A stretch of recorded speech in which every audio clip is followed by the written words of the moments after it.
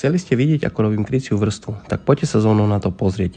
Naľavo vidíte štruktúru pripomínajúcu hadiu kožu, výraznejšiu s väčšími vzormi a vpravo je hustejšia, jemnejšia a kompaktnejšia kresba. Najskôr si spravíme štruktúru hadej kože. Ja osobne si horák držím čo najnižšie a rolovaním vytváram Včka, ktoré idú do seba. Ruku mám uvoľnenú v zápesti a jednoducho len rolujem. Netlačím, aby sa mi keramika nešmykla.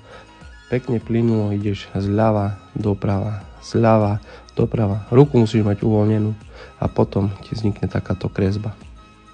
Potom tu máme druhú kresbu, ktorá je hustejšia a jemnejšia. Ruku mám trochu napnutejšiu a len tak rýchlejšie kmitám. Nerolujem ako pri prvej kresbe.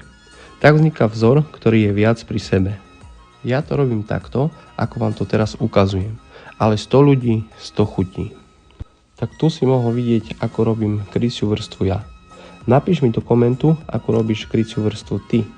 Budem ti vďačný za sledovanie, ak ma ešte nesleduješ, hoď follow, aby som vedel, či má zmysel robiť takéto videá aj naďalej. Čau.